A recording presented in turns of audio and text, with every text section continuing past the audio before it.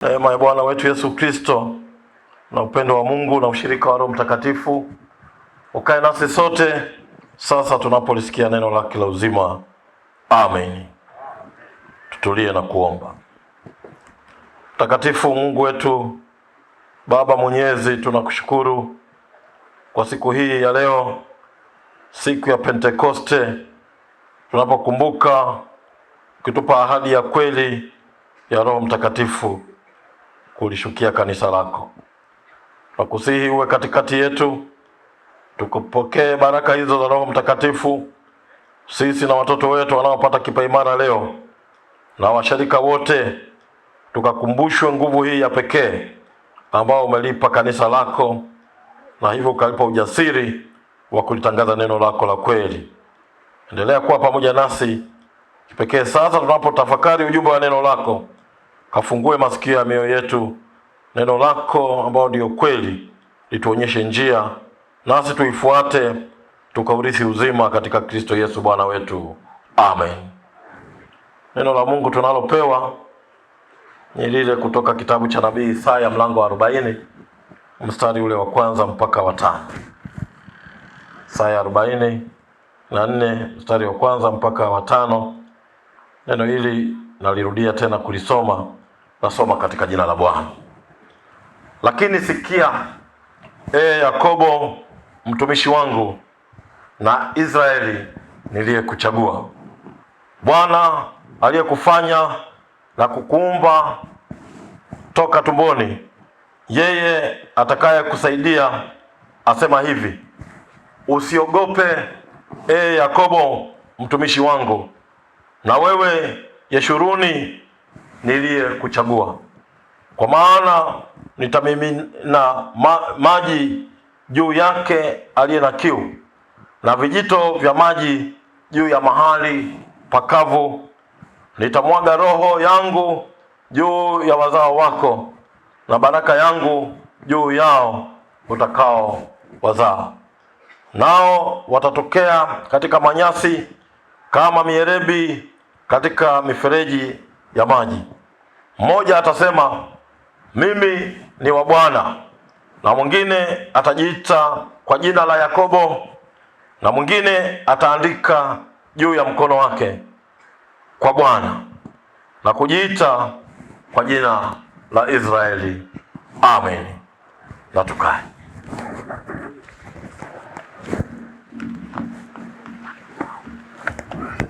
Bwana asifiwe. Wapendwa ndugu zangu katika Bwana, leo ni siku kubwa katika kanisa, siku ya Pentekoste, siku ambayo tunakumbuka kanisa kushushiwa nguvu ya Roho Mtakatifu, siku ya Pentekoste. Kihistoria, siku hii ilikuwa ni siku ya 50 baada ya Yesu Kristo kufufuka. Kwa baada ya Pasaka, ukihesabu tangu siku ile ya Pasaka mpaka leo ni siku 50. Ndio maana hata neno la Kilatini linalotumika hapa Pentekoste maana yake ni 50. Hiyo pente ni 50 hapa. Na siku hii inakumbuka katika Agano la Kale wana wa Israeli walipofika katika mlima Sinai, walipopewa amri 10 za Mungu. Ni baada tu ya ile tendo kubwa la kutoka, ile Pasaka ya kwanza, walipotoka utumwani Misri, walipotembea, walipofika Sinai, walipopewa amri 10 za Mungu. Siku ile ndiyo Pentekoste ya kwanza, nayo ilikuwa siku 50. Kwa hiyo inalingana hii Pentekoste ya wakati huu na Pentekoste ya wakati ule wa Agano la Kale. Wakati wa Agano la Kale, Pasaka yao ilikuwa ni ile tendo la kutoka utumwani Misri. Na Pasaka yetu katika Agano Jipya ni kutoka katika utumwa huo wa dhambi, Yesu Kristo alipofufuka kutoka kwa wafu. Kwa hiyo Pentekoste hizo zinafanana, ile Agano la Kale na hii Agano Jipya. Na ukiangalia katika Pentekoste ile wakiwa mlima Sinai, Mungu aliwapa amri 10. Zile amri 10, kwa kuzishika amri zile ndipo neno la utakaso linapotokea. Maana kwa kupokea amri 10 za Mungu tunakumbushwa, tunafikirishwa tena kuishi katika njia ipasayo ya kumfuata Yesu Kristo. Na hapa katika Agano Jipya, kwa siku ya Pentekoste ni kama siku ambayo tunakumbushwa tena kwa upya, maana Roho Mtakatifu kazi yake kubwa ni kutukumbusha, kama tulivyosoma katika Injili ile ya Yohana, kukumbusha yale yote ambayo Bwana ametuagiza. Na hivyo wengine siku hii wanaiita siku ya birthday ya kanisa. Kanisa bila Roho Mtakatifu ni kanisa lisilo na nguvu, haliwezi kuifanya kazi yake sawa sawa. Kwa hiyo siku hii ya leo ndio siku ya mwanzo wa kanisa.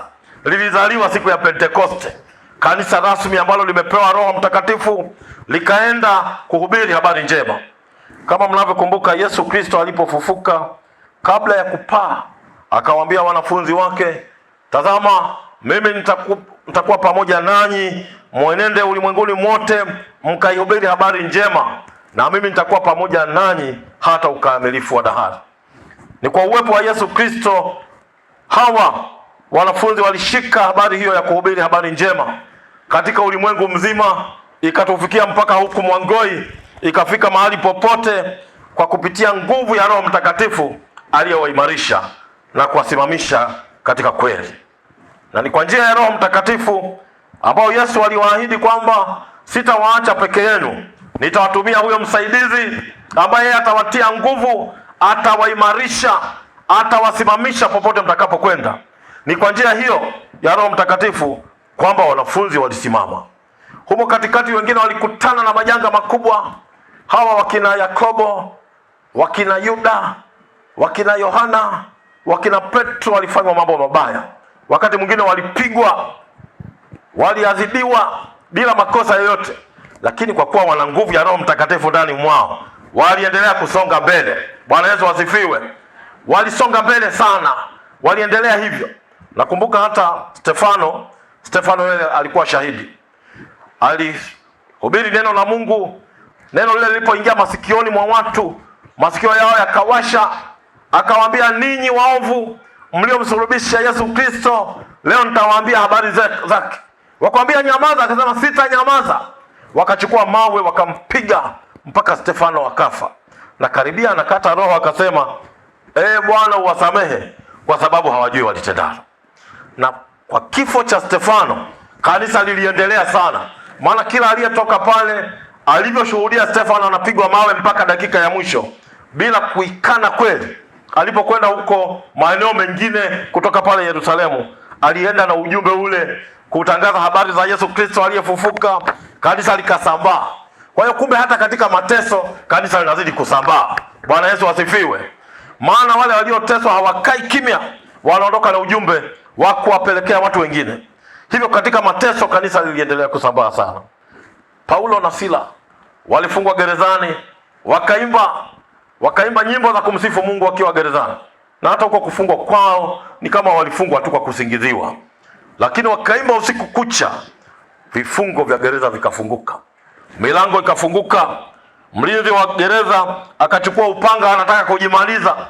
Maana kwa sheria za Kiyahudi, sheria za Warumi, kama wewe umepewa kulinda gereza, wafungwa hao wakiondoka, utanyongwa pole pole. Kuna kunyongwa kwa haraka, lakini utanyongwa pole pole mpaka utakapokufa. Ni kama unakatwa kuanzia huku chini miguuni, unawekwa kwenye eneo moja ambalo lina msimeno mkali, na ule msimeno unakata kuanzia kwenye unyayo wa chini, unapanda tu kwenye mguu. Kwa hiyo unajiona unavyokufa mpaka unafikia mahali, kama utakufa ukiwa msimeno umeshafika tumboni, basi utakuwa ni bahati yako, yale maumivu hutayasikia tena, maana umekwisha kufa. Lakini watu walikatwa misimeno ile, lakini waliendelea kusimama na kushuhudia kwamba sitaikana kweli, kwa kuwa huyo tunayemwamini ametupa nguvu ya Roho Mtakatifu, tutaendelea kusimama imara mpaka dakika ya mwisho. Na wengine wale maaskari waliamua kubatizwa, waliamua kugeuka kwa kuona ushuhuda wa wale ambao wanasimama imara, kusimama imara katika kweli. Na hivyo ndugu zangu, leo inapoitwa ni birthday ya kanisa, inapoitwa ni siku ya kuzaliwa kwa kanisa, tunaiona ni siku kubwa kweli kweli. Na hivyo tunapewa ujumbe huu wa kumpokea Roho Mtakatifu. Nabii Isaya anasimama kama manabii wengine. Ukisoma kule kwa Yoeli na mahali pengine iliahidiwa habari hii ya kuja kwa Roho Mtakatifu, na Isaya anakuja na ujumbe huu akionyesha Roho Mtakatifu huyo atakapokuja atafanya mambo makubwa, atageuza mambo makubwa katika ulimwengu huu. Na Mashtaja amesema hata pale ambapo pana jangwa pataweza kutoa chemchemi ya maji.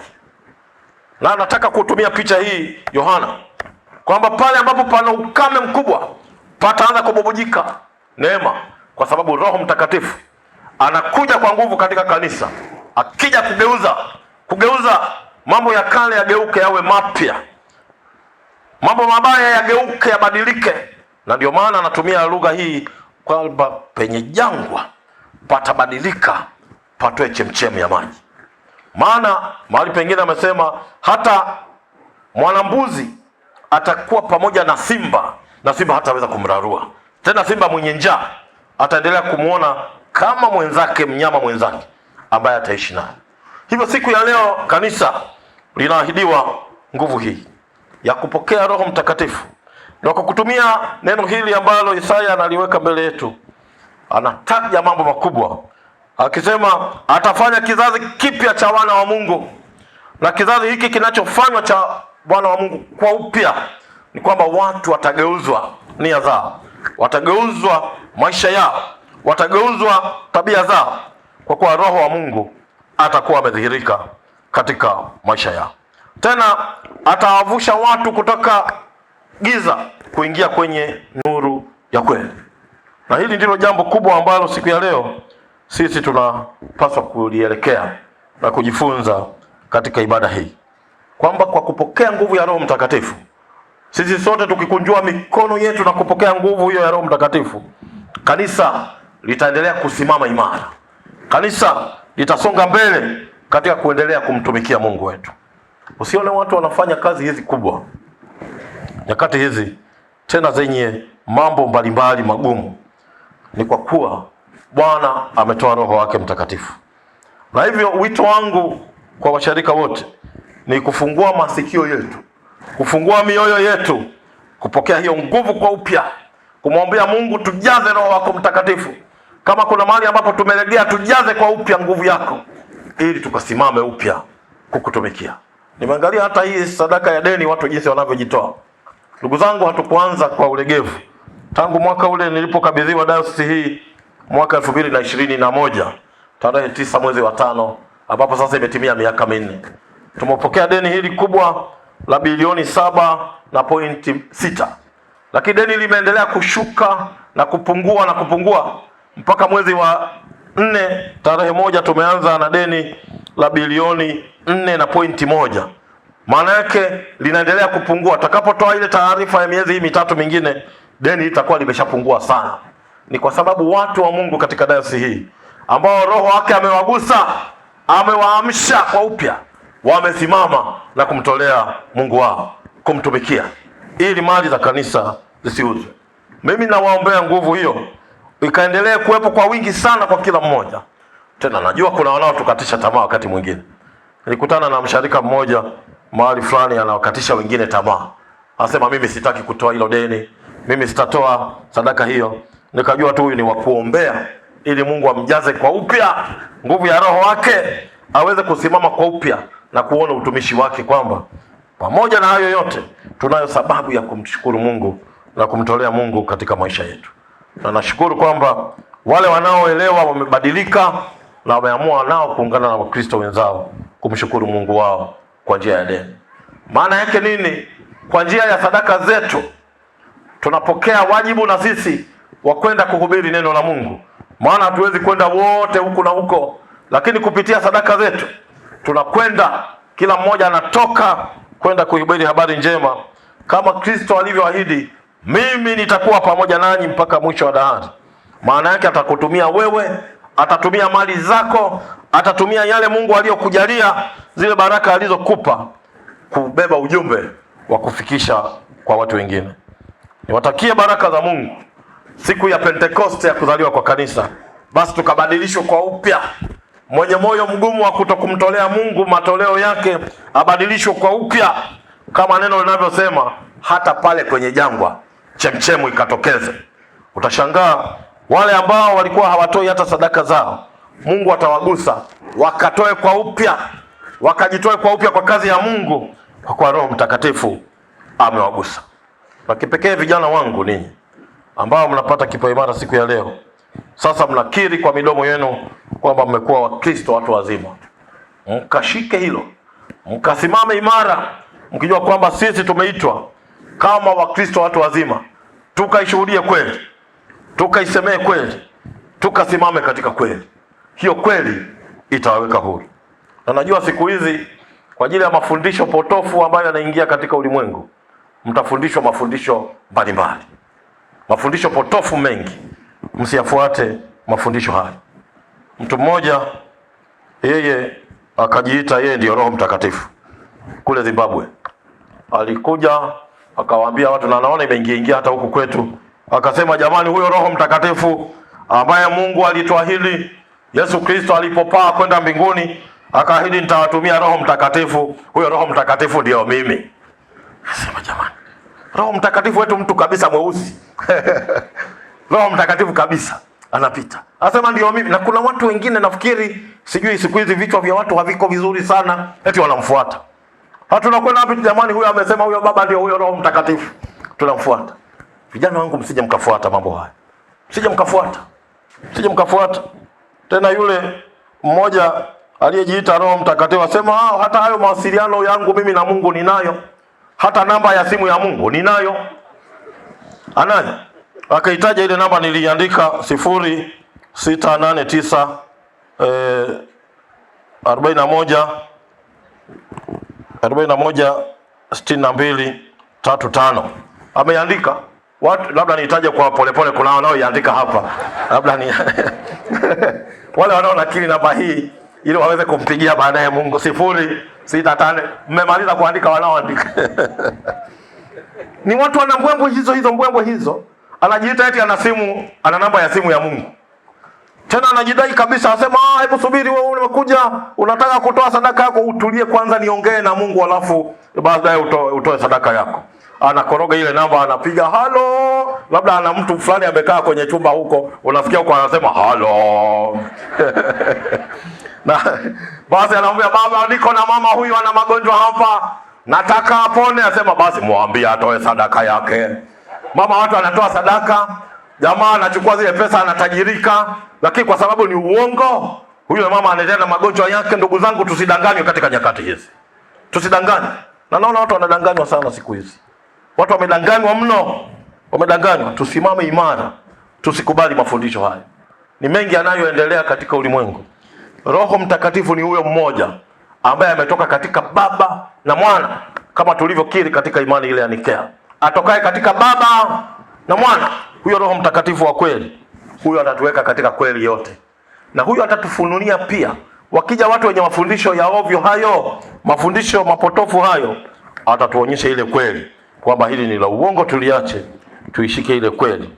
Na baada ya kuyashika hayo, wewe na mimi tutaurithi uzima. Na Mungu alibariki neno lake. Amen. Tushukuru. Mwokozi wetu Yesu Kristo, tunakushukuru kwa siku hii ya kushuka kwa Roho Mtakatifu, aliye mwalimu wa kweli, aliye mfariji wa kweli. Utatuonyesha tusimame katika kweli yako. Mafundisho ni mengi potofu, ni kwa njia ya Roho Mtakatifu tu tutaweza kung'amua na kujua hili ni kweli na hili sio la kweli. Endelea kutushika mkono, endelea kutusimamisha katika kweli yako, na kweli hii ikatupe uzima. Wewe uliye mwalimu wa kweli, endelea kutufunulia kweli ya neno lako siku zote, na tujaze kwa wingi Roho wako Mtakatifu. Atukumbushe kuacha yale yasiyokupendeza wewe. Atukumbushe kusimama imara kwa upya, kufuata na kukutegemea. Baada ya maisha haya, na sisi tukaurithi uzima katika Yesu Kristo Mwokozi wetu. Amen. Amen.